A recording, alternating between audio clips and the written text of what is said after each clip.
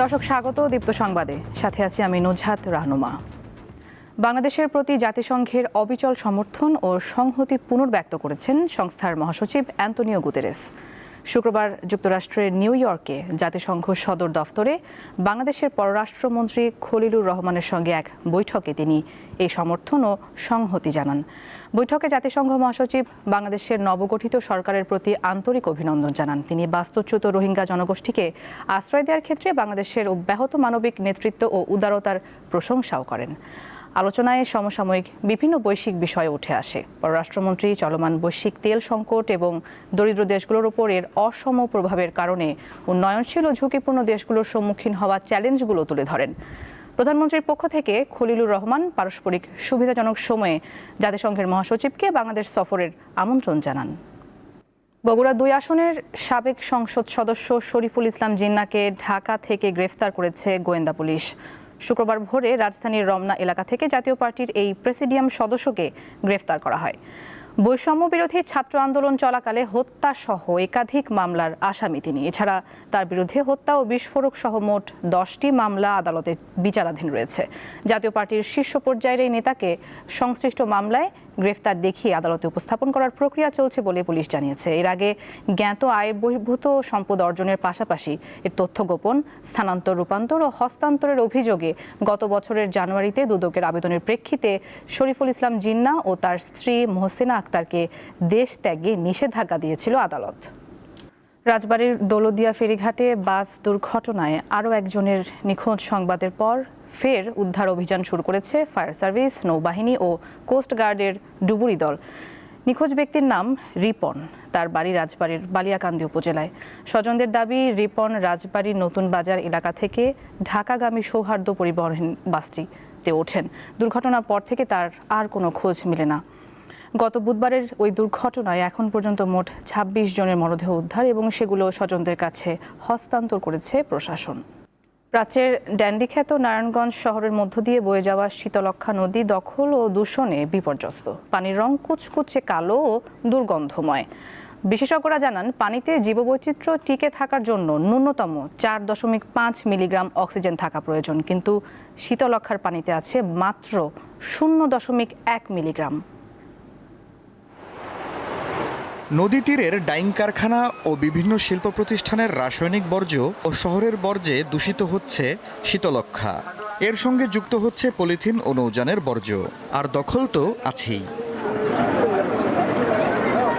বিভিন্ন প্রতিষ্ঠান ও বাসাবাড়ির অপরিশোধিত বর্জ্য নর্দমা ও খালের মাধ্যমে সরাসরি নদীতে পড়ছে। নারায়ণগঞ্জ পরিবেশ অধিদপ্তরের কর্মকর্তারা জানান, নর্দমা ও খাল দিয়ে প্রতিদিন প্রায় ২০ কোটি লিটার শিল্প কারখানার বিষাক্ত বর্জ্য এই নদীতে পড়ছে। রয়েছে হোটেল, রেস্তোরাঁ, বাসাবাড়ির পয়ঃবর্জ্য, গৃহস্থলীর বর্জ্য, পলিথিন ও প্লাস্টিক। প্রচুর পরিমাণে অপরিকল্পিতভাবে বিভিন্ন প্রতিষ্ঠান নদীর পাশে গড়ে ওঠার কারণে বিভিন্ন বজ্র পড়ছে, যার কারণে পানিটা দূষিত হচ্ছে। এখন আর এখানে নদীর পাড়ে দাঁড়ানো যায় না, যে দুর্গন্ধ, সেই দুর্গন্ধ আমরা দাঁড়াতেও পারছি না। গার্মেন্টসের ডাইংয়ের পানি নিষ্কাশন করে ছাড়বো এটা ভিতরে, যাতে এটা পানি পরিষ্কার থাকে, এটা একটা পদ্ধতি নিয়ে। নারায়ণগঞ্জে শিল্প প্রতিষ্ঠানের সংখ্যা প্রায় ৩,০০০। নিয়ম অনুযায়ী এসব কারখানায় বর্জ্য শোধনাগার ইটিপি থাকার কথা, কিন্তু অনেক প্রতিষ্ঠানে তা নেই। অধিকাংশ ডাইং কারখানার বর্জ্য সরাসরি মিশছে নদীর পানিতে। আবার যাদের ইটিপি আছে, ব্যয় বেশি হওয়ায় বেশিরভাগ প্রতিষ্ঠান তা বন্ধ রাখছে বলে অভিযোগ। ডাইংয়ের পানি যেমন নদীতে না ছাড়ে, পানি যেমন সবসময় ফসাতায় জনগণ পানি ব্যবহার করতে পারে, ওই ব্যবস্থা যদি সরকার নেয় তাহলে একটু ভালো হবে। কোনো প্রতিষ্ঠান যদি প্যারামিটার ইটিপি আছে, ছাড়পত্র আছে, কিন্তু তারা যদি প্যারামিটার বাইরে থাকে, তখন আমাদের ঢাকা মনিটরিং অ্যান্ড এনফোর্সমেন্ট শাখা থেকে কোন কোন প্যারামিটার মানমাত্রার বাইরে আছেন সেগুলোর আলোকে ক্ষতিপূরণ ধার্য করা হয়, এনফোর্সমেন্ট কার্যক্রম পরিচালনা করা হয়। পরিবেশবিদ ও নগর পরিকল্পনাবিদরা বলছেন, দূষণ রোধে অপরাধী প্রতিষ্ঠানগুলোকে চিহ্নিত করে আইনের আওতায় আনার কোনো বিকল্প নেই।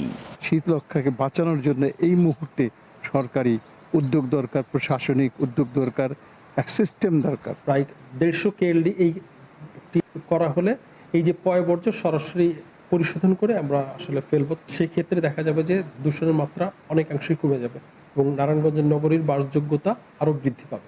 বিশেষজ্ঞরা বলছেন, শীতলক্ষ্যা নদীর দূষণ নারায়ণগঞ্জের মানুষের জীবনে দীর্ঘস্থায়ী নেতিবাচক প্রভাব ফেলতে পারে। তাই এখনই কার্যকর ব্যবস্থা নিতে হবে। আফরিদ হাসান, দীপ্ত বার্তাকক্ষ। নারায়ণগঞ্জে ঘোড়ার মাংসকে গরুর মাংস বলে বিক্রির অভিযোগে অভিযান চালিয়েছে আইনশৃঙ্খলা বাহিনী। এ সময় জীবিত 11টি ও জবাই করা 9টি ঘোড়া জব্দ করেন তারা।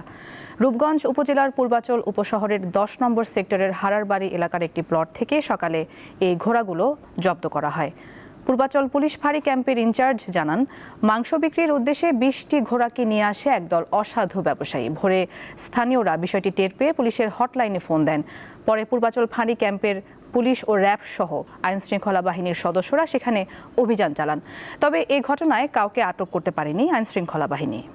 এবারে কেওয়াই স্টিল চট্টগ্রাম সংবাদ।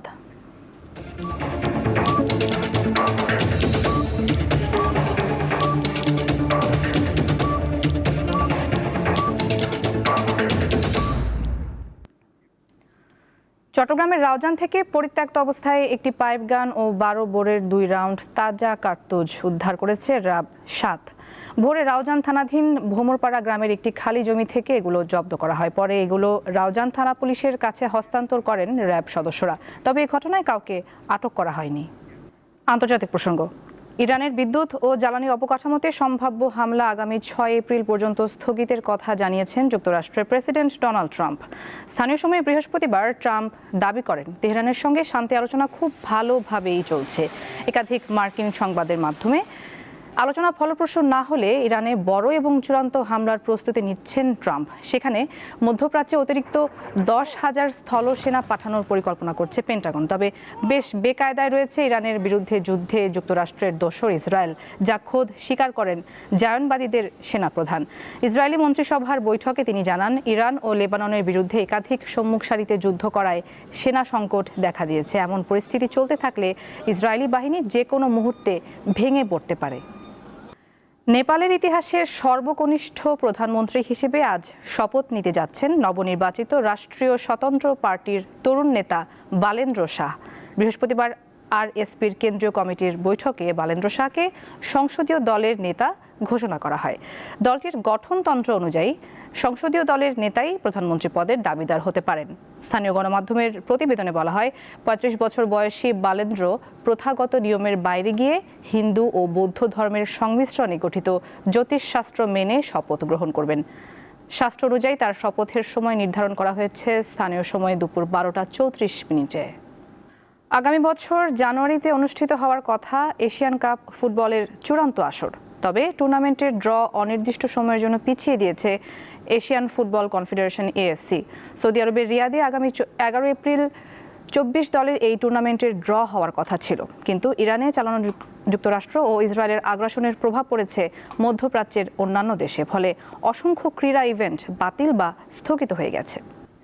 দর্শক, এই ছিল এখনকার মতো। আমাদের পরবর্তী সংবাদ দেখার আমন্ত্রণ রইল। এছাড়া আরও তথ্যের জন্য চোখ রাখুন দীপ্তর ডিজিটাল প্ল্যাটফর্মগুলোতে। ধন্যবাদ সবাইকে।